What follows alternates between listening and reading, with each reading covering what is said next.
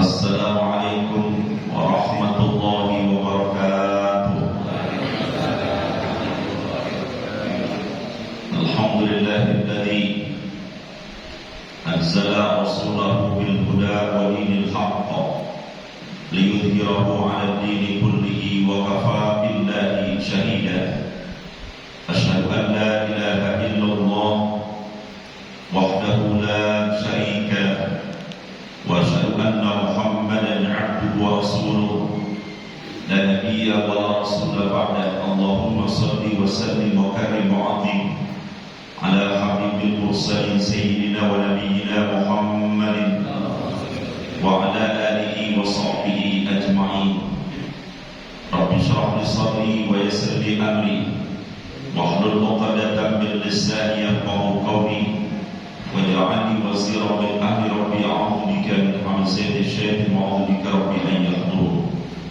Hadratul mukarramin wal mukarramat wa bil khusus para tua kita selaku ketua DKM Masjid Jami'ur Rahman, Ustaz Husin Eman serta jajaran, kita doakan mudah-mudahan beliau dan jajaran pengurus diberikan kesehatan lahir batin, keberkahan hidup dunia akhirat dan keistiqomahan.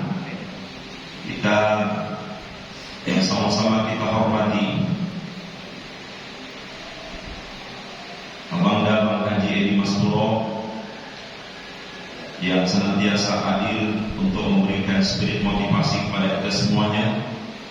Kita doakan mudah-mudahan beliau Allah memberikan kesuksesan selalu dunia dan akhirat, diberikan berkah oleh Allah.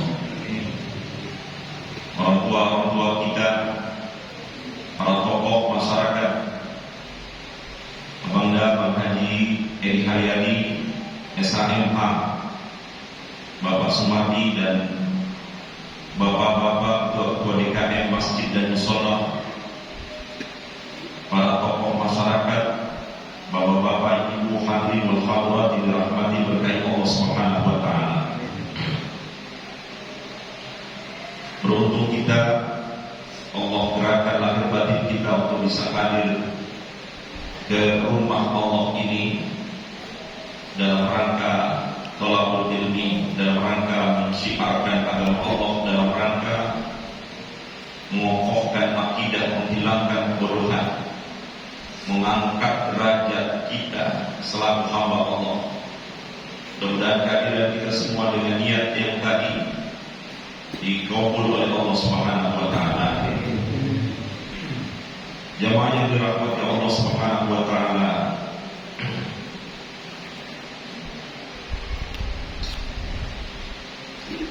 ibadah yang kita lakukan bukan sekedar ibadah, tapi perlu dilandasi dengan ilmu.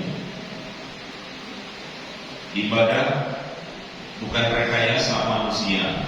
Syariat yang Allah tetapkan bukan rekayasa manusia, tapi rekayasanya Allah. Tapi ketentuan Allah, ketetapan Allah, titah Allah. Dan Allah sudah berikan ilmunya kepada manusia melalui lisan Rasulullah SAW yang kemudian dilanjutkan oleh para ulama-ulama kita terdahulu sampai detik ini. Karena itu kita sebagai hamba-hamba Allah yang mengikuti ajaran-ajaran Allah dan Rasulnya, hendaknya kita landasi ibadah kita, syariat yang kita lakukan dengan ilmu. Wa kullu man bi ghairi ilmin ya'mal a'maluhu barbudatun la tuqbal. Setiap orang yang melakukan perbuatan apapun itu yang tidak dilandasi dengan ilmu, maka perbuatan tersebut, ibadah tersebut, amalan tersebut mardudatun la tuqbal, ditolak tanpa ditolak dan tidak diterima. Di samping Allah sampaikan juga, hal yastawil ladina ya'lamuna wal ladina la ya'lamun. Apakah sama orang berilmu dengan orang yang tidak berilmu? tentu la yastawun, tentu tidak sama. Oleh karena itu, untuk mengangkat kualitas ketakwaan, kualitas keimanan, kualitas derajat, kualitas rahmat, berkahnya, dan kualitas pahala, perlu kita angkat dengan cara ilmu, dengan cara dari ilmu. Mudah-mudahan sebentar lagi kita akan memasuki Yaumul Nahr, hari kurban, dan saat ini kita selenggarakan kajian ini dalam rangka menambah inspirasi, menambah ilmu. Mudah-mudahan kita semua diberikan ilmu oleh Allah Subhanahu wa Ta'ala. Ada buku yang sudah saya susun tentang kurban, tapi kemudian saya ringkas. Jadi saya ringkas menjadi 5 halaman, dan ini pointer-pointer saya bacakan supaya bisa gampang dimengerti. Ringkasan ini saya tulis ada beberapa poin, ada puluhan poin. Saya akan bacakan dan kemudian mudah-mudahan dengan pointer ini bisa ditangkap dan dimengerti oleh jemaah semua. Kalau nanti di pertengahan jalan saya menjelaskan kemudian tidak ngerti, bisa ditanyakan. Kalau saya nggak bisa jawab, nanti ada menghadiri di semua.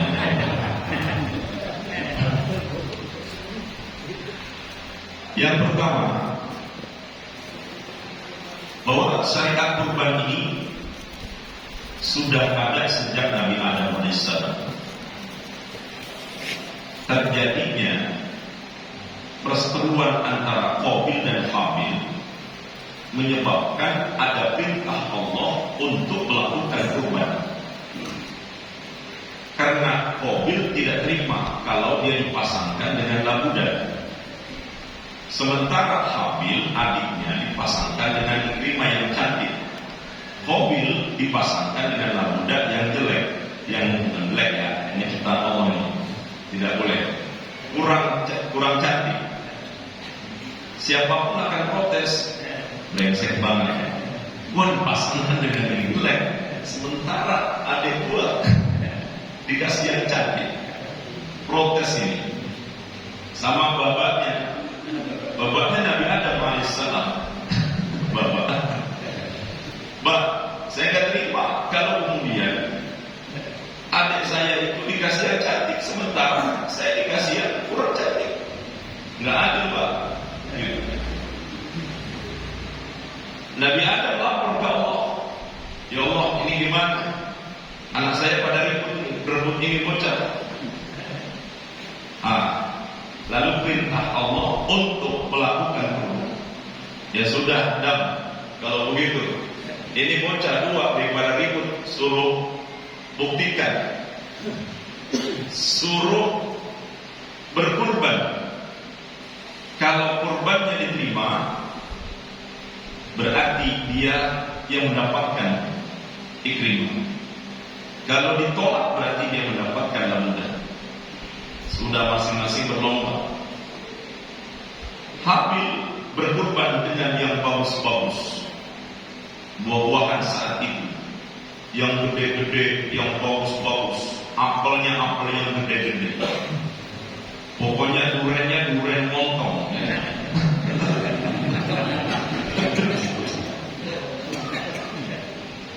Sementara Qabil itu kurbannya dengan yang runtuk-runtuk, yang cipok-cipok, sayang, karena yang gede-gede dia jual.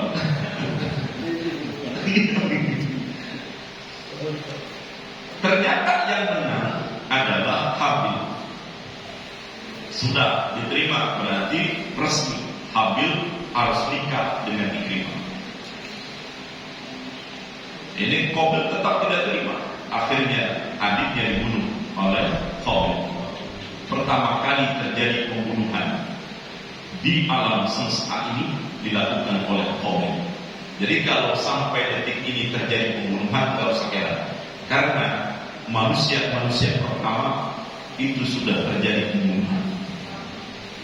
Perebutan cewek itu dari dulu, gitu, sejak Nabi Adam. Jadi kalau sekarang masih ada perebutan cewek, itu masih berasanya. Itu sejarah kurban Nabi Adam, Nabi Ibrahim alaihissalam. Sekarang sejarah pada masa Nabi Ibrahim alaihissalam.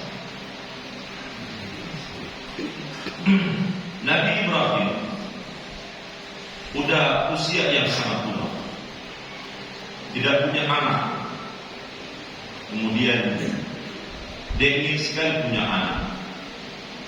Singkat cerita, kemarin sudah diceritakan pada saat itu ya, di musola Al-Muhajirin. Singkat cerita saja, bahwa kemudian pada malam tanggal 8 di bulan Dzulhijjah, Nabi Ibrahim bermimpi diperintah oleh Allah untuk menyembelih putranya Nabi Ismail. Pagi-paginya Nabi Ibrahim ini mikir, ini bener nggak ya? Masa saya disuruh menyembelih anak saya? Betul nggak diperintah Allah? Dia masih ragu. Malam tanggal 9 Dzulhijjah disebut dengan hari Arafah, malam Arafah.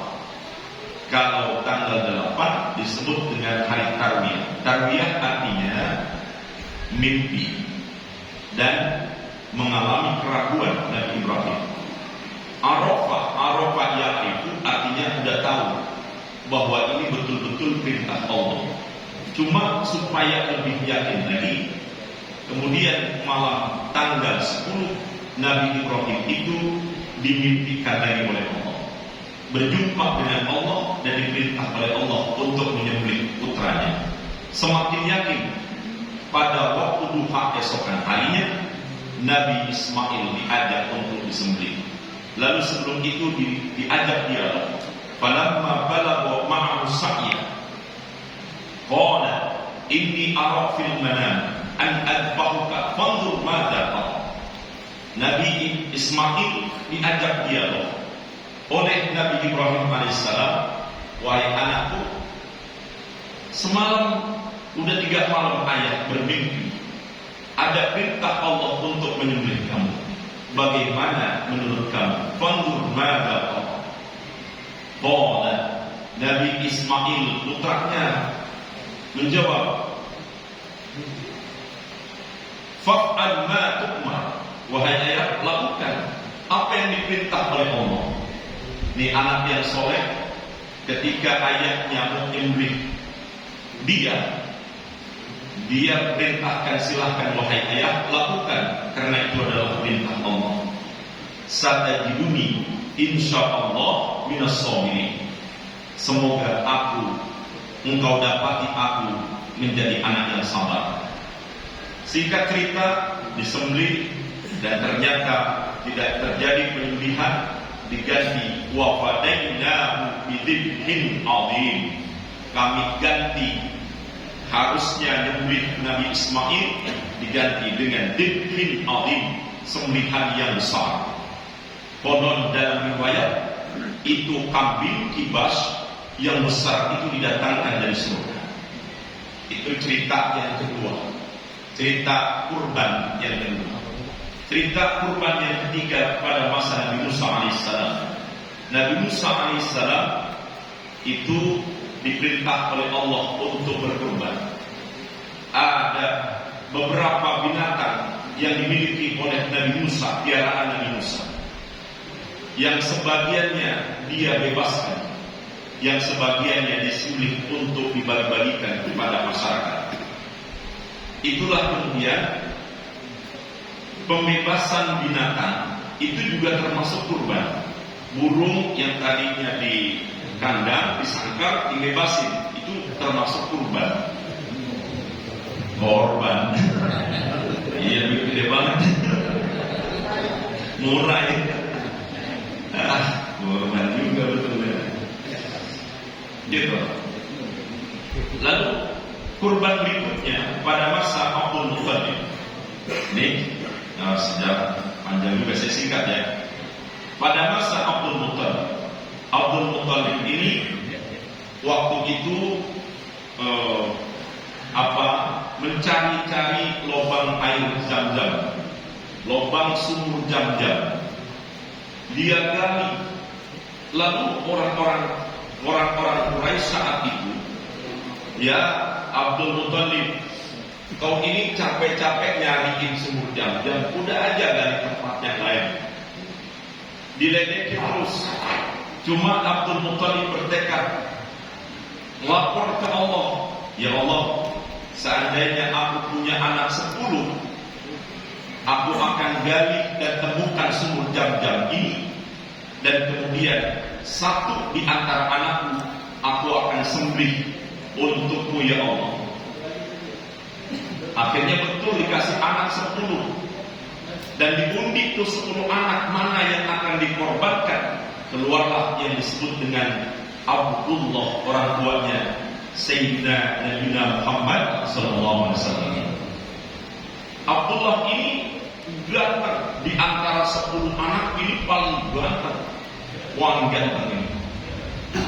Nah, Abdul Muthalib saya, waduh, yang goreng paling ganteng, paling tampan itu, paling baik, paling soleh.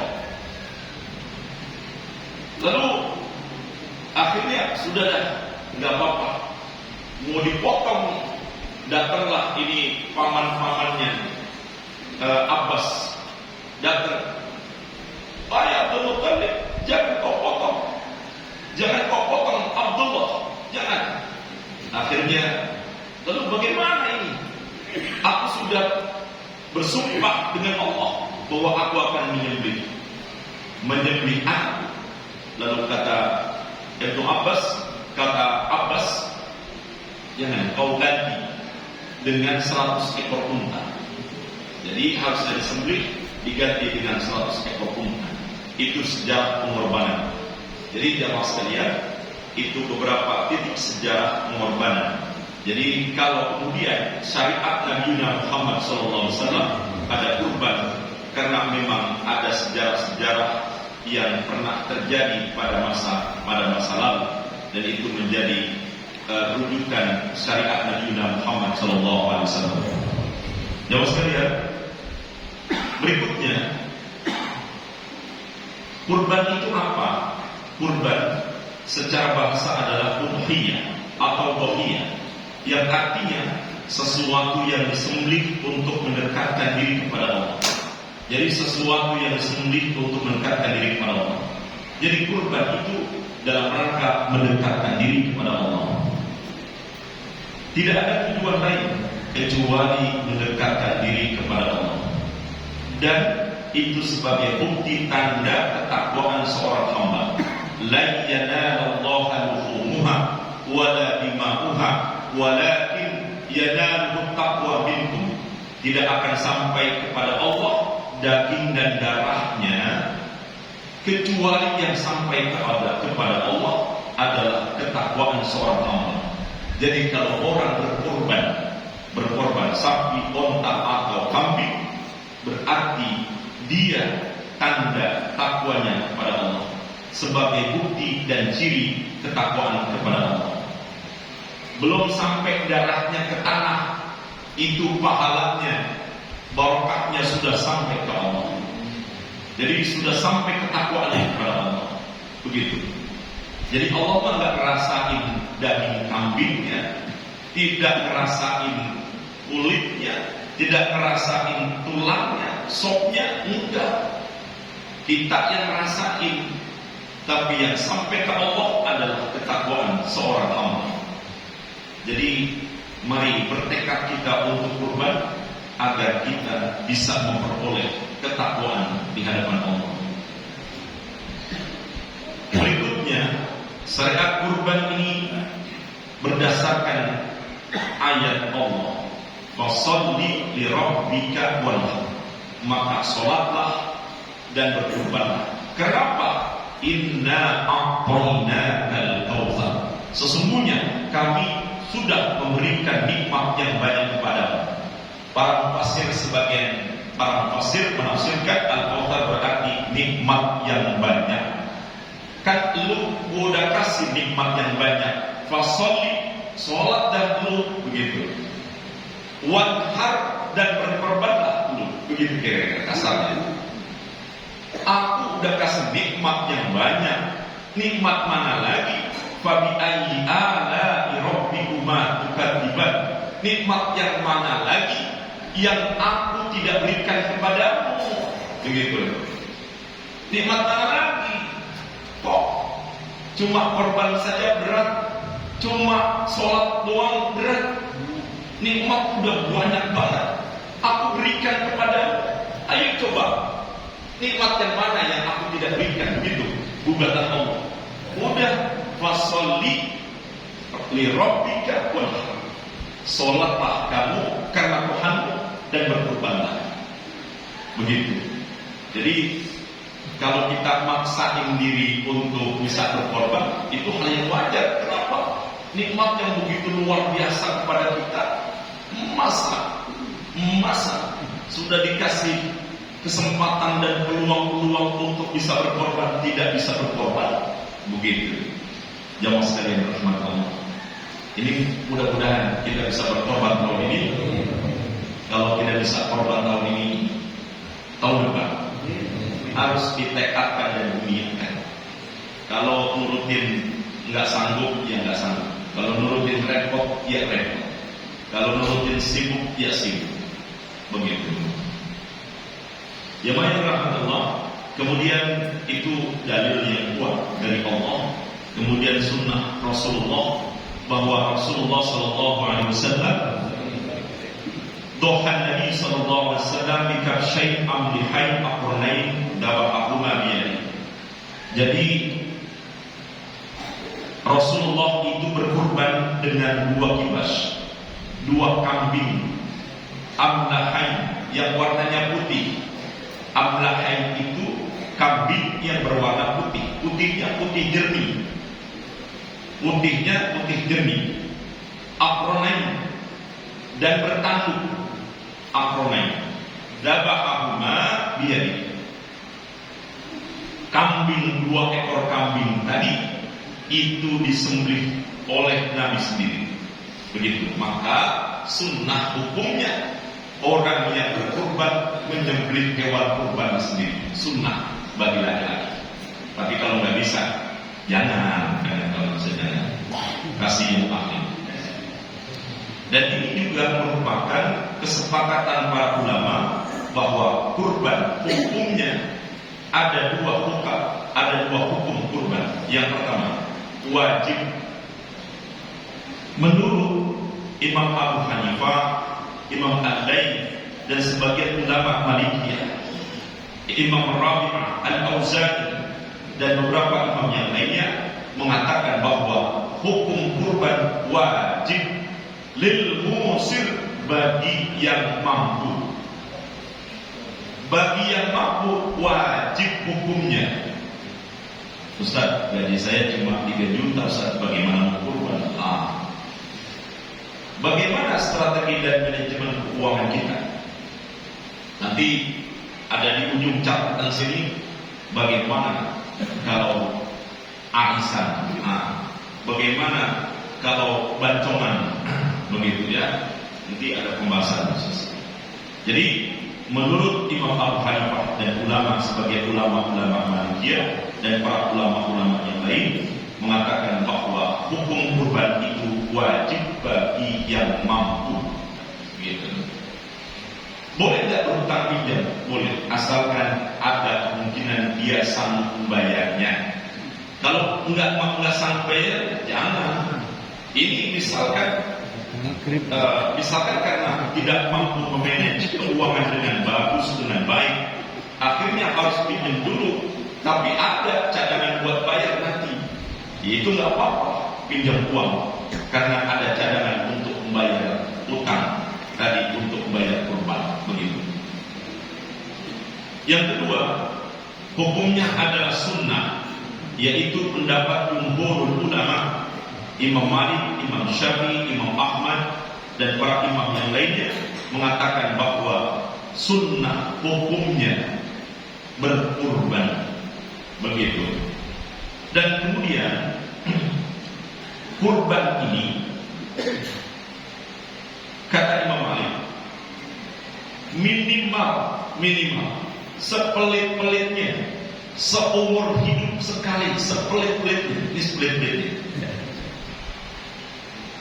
Tapi kata Imam Syafi'i, bahwa kurban itu kesunahannya, sunnahnya sunnah muakkad, penting. Kalau buat Nabi itu wajib buat Nabi, tapi buat umatnya itu sunnah. Arba'atun, kata Nabi, arba'atun hunna yujibuhum. Ada 4 hal yang 4 hal itu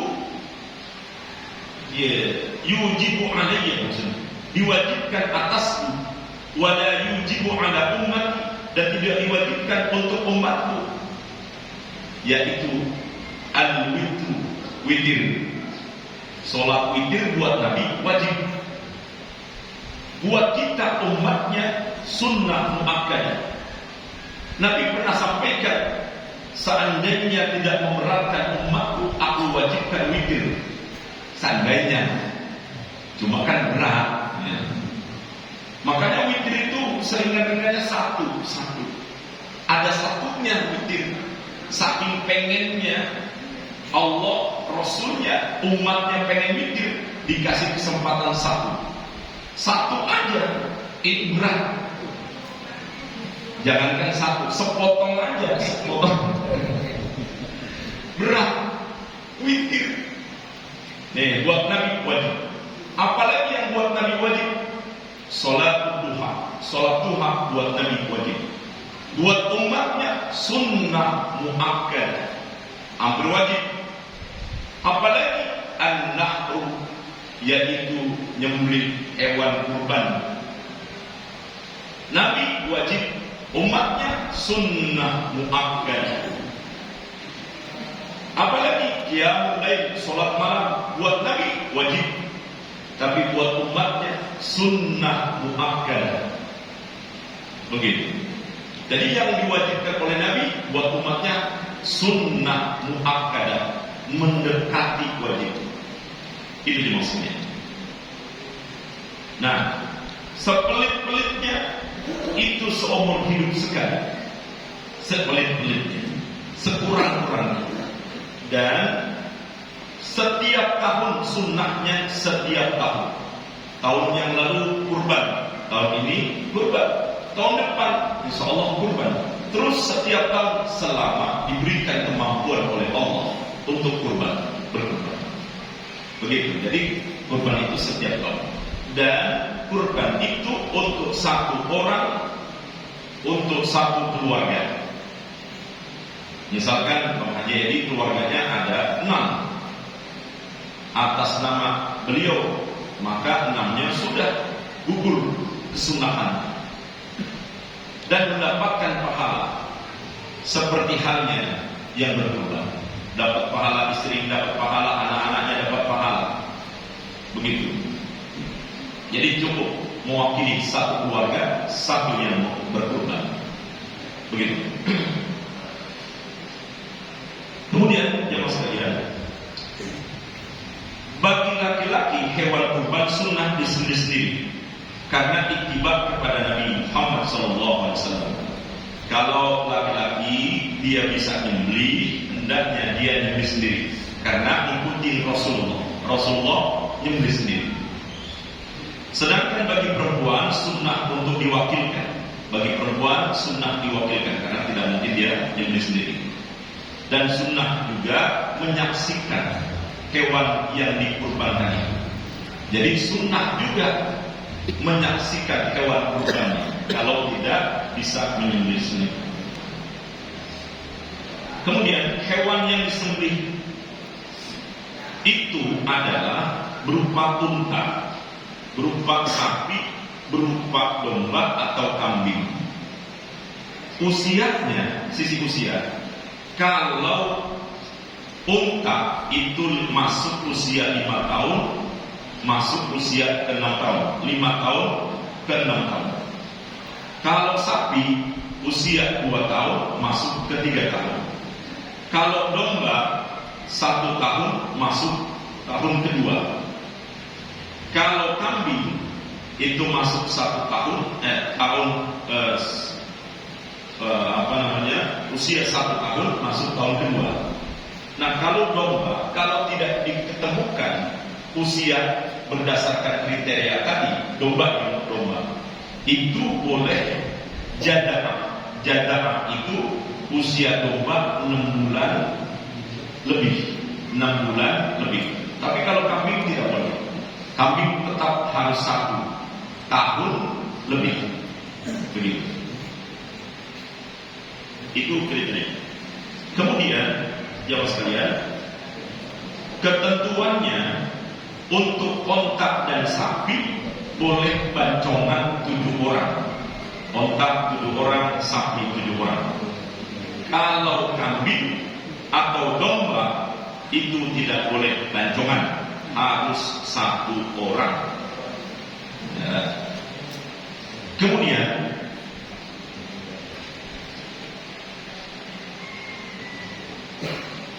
kriteria hewan yang dikurbankan tidak boleh memiliki cacat. Cacat yang tidak diperbolehkan, ulama sepakat ada cacat 4 cacat yang tidak dibolehkan. Dan ini berdasarkan hadis Nabi Sallallahu Alaihi Wasallam. Cacat pertama adalah al-umya atau al-awra. Al-awra itu buta, baik buta sebelah ataupun buta dua-duanya, ataupun buta matanya melek, tapi dia nggak lihat. Matanya melek, tapi dia nggak lihat. Walaupun gemuk banget, yang namanya buta nggak boleh. Ya, yang kedua, al-maridoh, sakit. Sakitnya parah, merumput aja. Tapi kalau sakitnya ringan masih boleh. Kalau kita beli sapi berumput aja, atau beli kambing berumput aja, tukar. Kalau beli sapi, beli kambing ada perjanjian.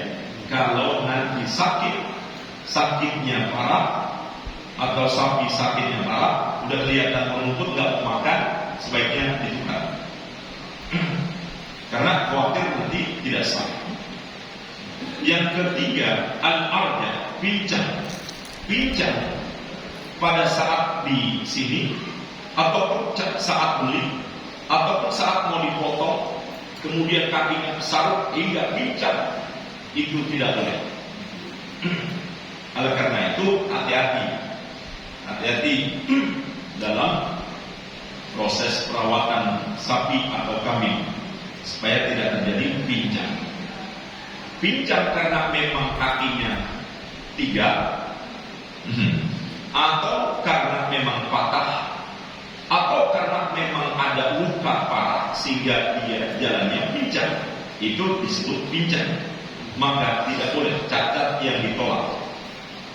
Kemudian kurus, al-hazila, kurus karena karena sakit mungkin, apa karena kalau kurus karena apa sih?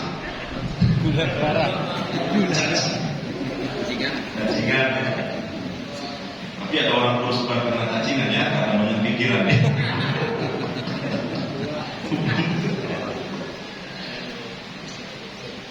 Dan itu 4 cacat yang tidak diperbolehkan. Kemudian bentuk cacat yang dimakruhkan. Ini cacat yang dimakruhkan. Telinganya putus atau terbelah. Telinganya dua-duanya putus, atau satu sebelah ini terbelah, sobek, maka makruh hukumnya. Bahkan jumhur ulama mengatakan tidak boleh kalau ada telinganya satu sumpung atau sebelahnya sobek. Jumhur ulama sebaiknya tidak boleh. Tapi ada ulama yang lain mengatakan makruh hukumnya. Begitu. Mudah bel ya. Kemudian tanduk pecah.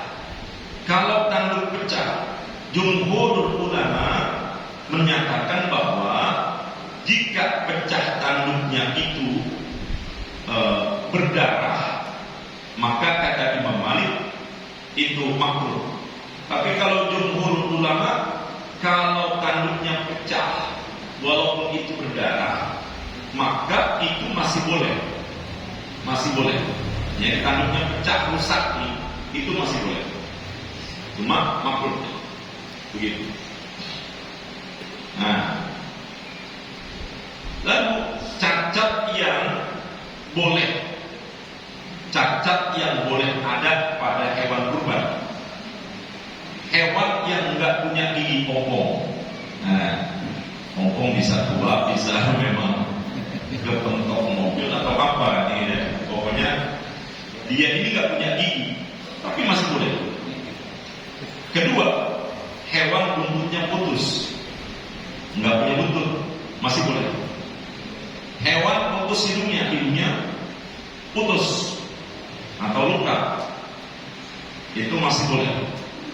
Kemudian hewan dikebiri, itu masih boleh. Jadi kalau hewan gemuk kemudian itu dikebiri, itu masih boleh. Cuma tadi cacat-cacat tadi walaupun itu masih boleh, tapi itu menghilangkan kesempurnaan dalam berkurban, gitu. Boleh sah, gugur kewajiban, hanya menghilangkan keafdalan, menghilangkan kesempurnaan dalam berkurban. Ya.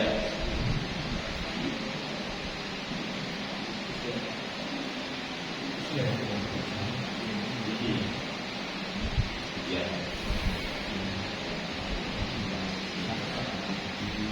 Kalau bedanya kambing sama domba, kalau domba, kambingnya kambing Jawa. Ya, jadi kambingnya itu yang dimaksud adalah kalau dalam bahasa itu al-maqsu itu kambing Jawa kalau dibuka. Kemudian kalau domba itu ad-dha'n. Jadi kenapa kok bisa boleh kalau nggak ada yang usia 1 tahun, usia 6 bulan boleh? Karena biasanya domba itu perkembangannya lebih cepat dibanding kambing Jawa kalau gitu, kalau tidak salah gitu.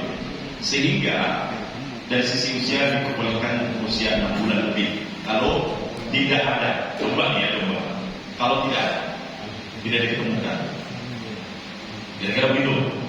Kalau kambing kacang, ya ada kambing kacang kecil, itu tetap usianya harus 1 tahun lebih. Memang bukan karena kecilnya apa, itu jenis kambing.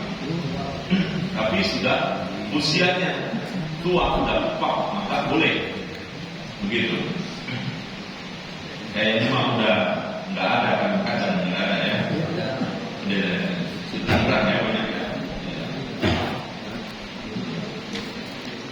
Kemudian yang disunahkan, apa yang disunahkan yaitu al-asman wal akmal, jadi gemuk.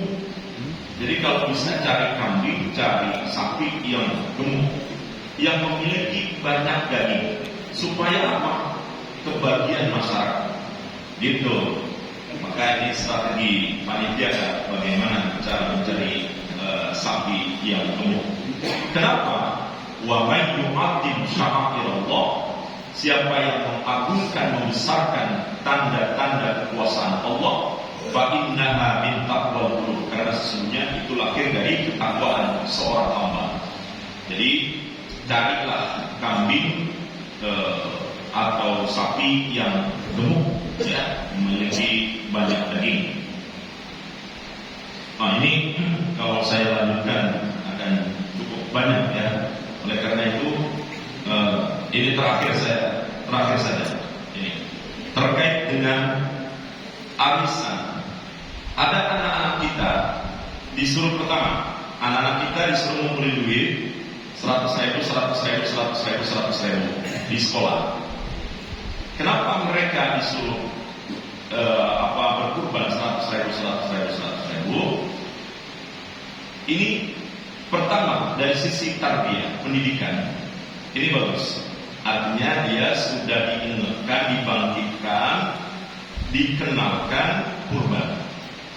Jadi apakah dia disebut dengan kurban? Tidak. Dia hanya bersedekah, berinfak dia. Nah, bagaimana upaya supaya menjadi kurban? Terkumpullah misalkan seukuran sapi 20 juta. Satu sekolah ini dapat 20 juta. Maka kan ada 7 orang, pilihlah guru 7 orang. Atas nama guru siapa? Guru A, B, C sampai 7 orang. Nah, atas nama guru itulah kurbannya. Jadi tetap kurban terjadi. Pahala kurban itu mah urusan Allah nanti kepada anak-anak kita, diberikan oleh Allah. Gitu. Tapi kalau tidak atas nama 7 orang tadi, atau atas nama 1 orang, udah potong aja. Itu sedekah saja. Jadi itu namanya pahalanya dapat pahala sedekah. Gitu. Tapi kalau tadi 7 orang tadi atas nama guru 7 orang, enakan guru dong itu mah. Ya nggak begitu juga. Ya wajar raja. Ya, guru kan ngasih ilmu kan. Iya. Sampai gitu banget enak guru itu banyak kayak gitu juga. Gitu ya. Jadi atas nama guru biar pahala kurban tetap ada. Begitu ya, pahala kurban tetap ada. Begitu. Ya mungkin saja itu mau urusan Allah, pahala kurban buat anak dan buat orang tua juga yang ngasih duitnya. Begitu ya. Kemudian bagaimana? Saya baca beberapa artikel terkait dengan arisan. Misalkan ada 7 orang arisan, tahun ini giliran saya, tahun depan giliran Pak Haji ini, tahun depan giliran Pak RT Bucet, tahun depan lagi. Itu diperbolehkan asalkan ada unsur keadilan dan tidak ada manipulasi di situ. Jadi unsur keadilan mana?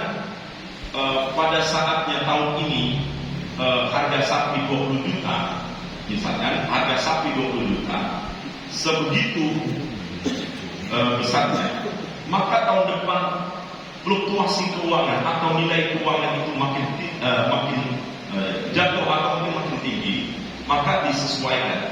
Jadi ada unsur keadilan bahwa besaran sapinya seperti itu, walaupun ada perubahan harga, begitu. Jangan kemudian tahun ini harga 20 juta sampai 7 tahun ke depan 20 juta juga. Enggak.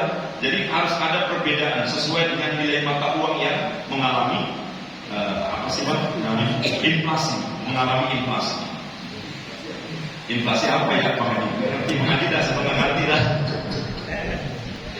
1 juta saat ini masih berharga, 5 tahun ke depan 1 juta buat beli lontong doang gitu misalkan ya. Jadi itu yang disebut dengan inflasi. Jadi yang penting ada unsur keadilan, begitu. Dan tidak ada unsur penipuan. Yang satu udah dapat kabur ya, tidak boleh terjadi. Dan itu harus ada kesepakatan. Dan tidak boleh ada borok. Borok itu penipuan atau tidak boleh ada maisir, perjudian. Perjudian itu gambling. Gambling yang tidak dapat enggak ya, yang tidak dapat enggak, tidak boleh terjadi. Jadi harus ada akad di awal yang jelas supaya tidak ada penipuan tadi, tidak ada maisir atau gambling tadi. Seperti itu. Maka itu boleh. Ini fatwa-fatwa ulama kontemporer menyatakan itu boleh. Saya baca di beberapa artikel. Kira-kira itu teman sekalian. Kalau saya bahas ini secara detailnya ini banyak sekali. Mungkin nanti ada hal yang perlu kita diskusikan yang kemudian akan mengubahnya. Terima kasih. Mohon maaf. Assalamualaikum warahmatullahi wabarakatuh.